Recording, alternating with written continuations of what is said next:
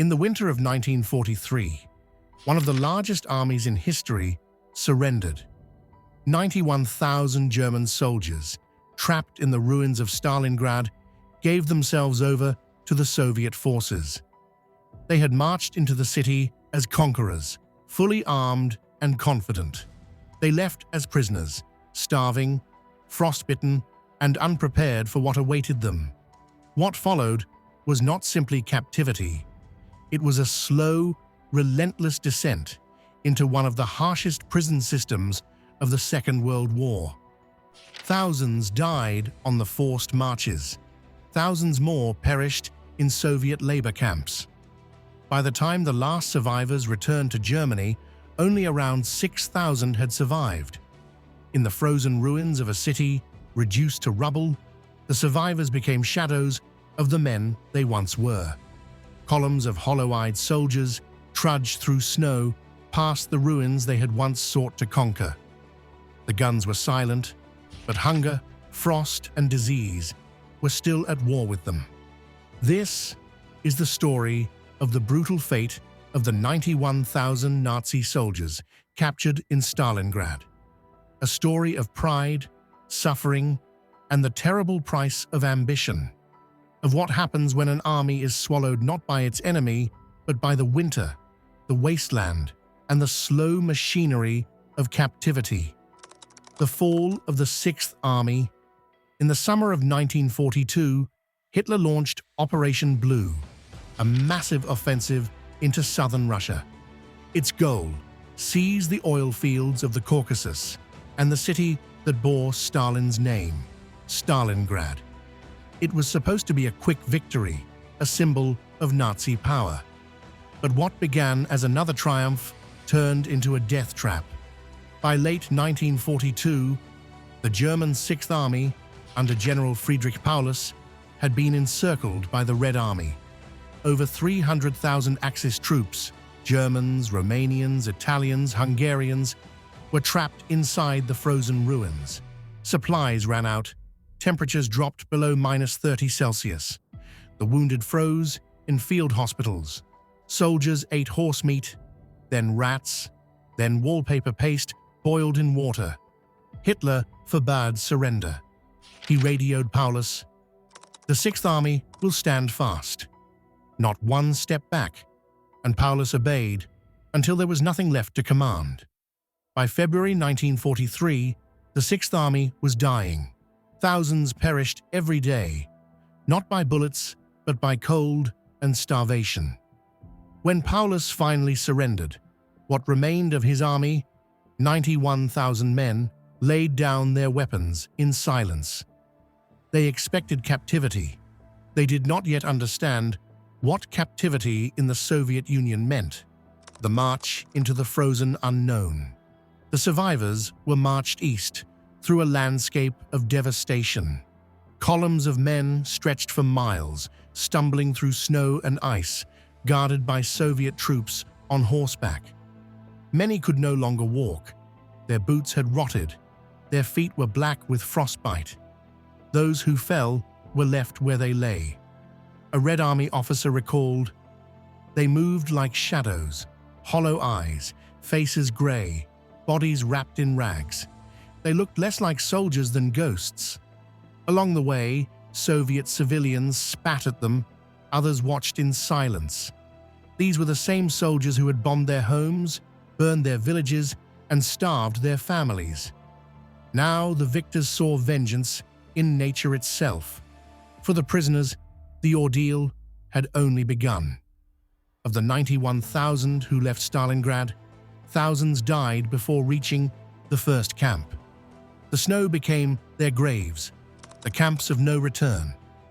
Those who survived the march arrived in a network of Soviet POW camps scattered across the steppe: Beketovka, Tambov, Suzdal, and far beyond the Urals. Here, they entered a world of mud, lice, and hunger. The Soviets themselves were still recovering from famine and devastation. There was little food even for their own people.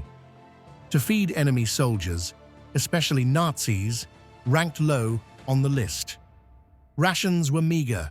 a few hundred grams of bread, thin cabbage soup, sometimes frozen potatoes. Disease spread quickly: typhus, dysentery, pneumonia. Men who had survived Stalingrad now died quietly in barracks, too weak to stand. By spring, corpses piled up faster than they could be buried. They were stripped of boots and uniforms for the living, one man's death keeping another alive for a day longer. Of the 91,000 captured, fewer than 6,000 would ever return home. That means over 90% perished, one of the highest mortality rates of any prisoner group in modern history. The Soviet view. To understand why so many died, one must see the war through Soviet eyes. By 1943, the USSR had lost over 20 million people: soldiers, civilians, children. Entire cities were reduced to ash. The Red Army discovered the ruins of villages where no one remained alive. When 91,000 Nazi soldiers fell into their hands, many Soviets saw it as justice, not mercy, but balance. Yet official Soviet policy did not call for extermination. The prisoners were used as labor. They built roads, repaired railways, worked in coal mines and factories. They cleared the ruins of Stalingrad, the very city they had destroyed. One survivor later wrote, "We shoveled bricks in silence. Around us were the skeletons of buildings. The Russians watched, saying nothing. Every shovel of rubble felt like confession."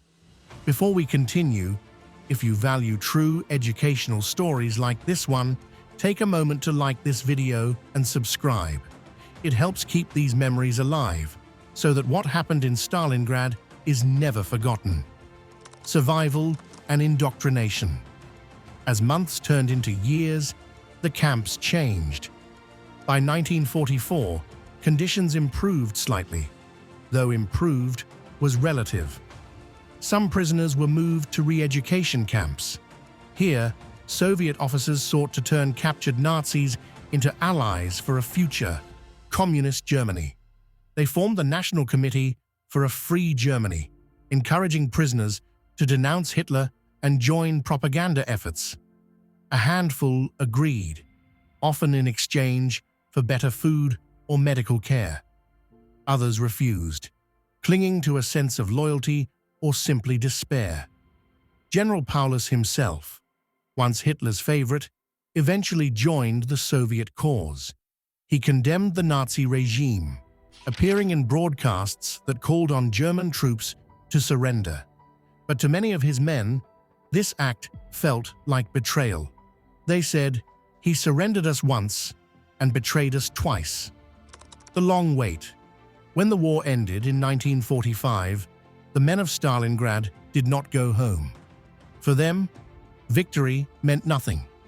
The Soviets kept most prisoners as labor for rebuilding the nation. The years blurred together: 1946, 1947, 1948. Letters rarely arrived.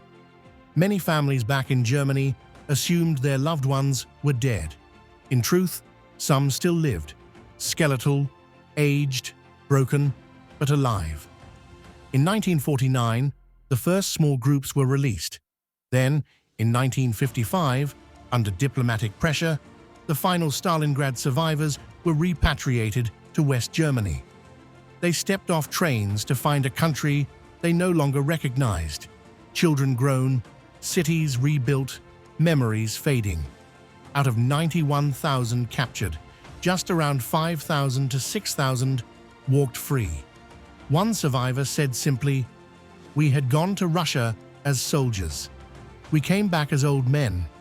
We left our youth there, buried in the snow, the human cost." The tragedy of Stalingrad did not end with the surrender. It continued in the slow death of its survivors. Some historians call it the second death of the Sixth Army. For every man shot on the Volga, 10 more wasted away in captivity.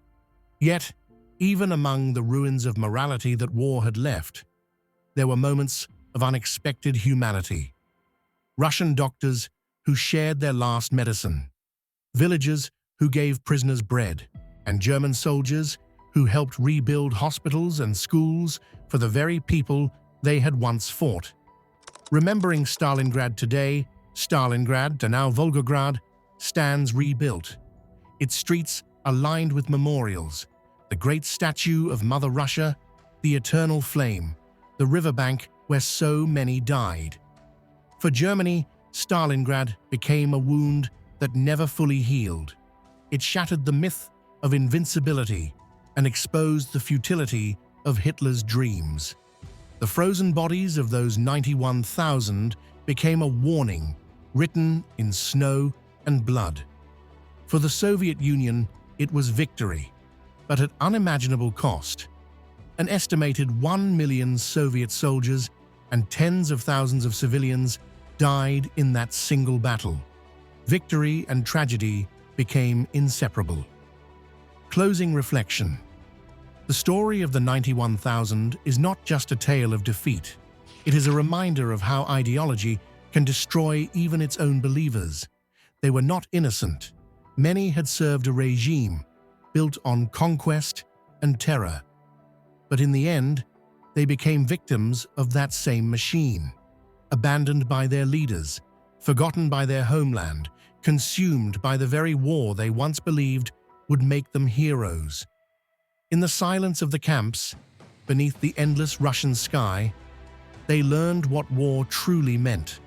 Not glory, but hunger, frost, and the slow fading of hope. History remembers the Battle of Stalingrad as a turning point, but its aftermath was a lesson in humanity's extremes, how pride leads to ruin and how mercy, even in victory, defines civilization itself. Of 91,000 men who surrendered, only 6,000 returned. Their story is not about numbers. It's about the cost of blind obedience and the fragile line between duty and destruction.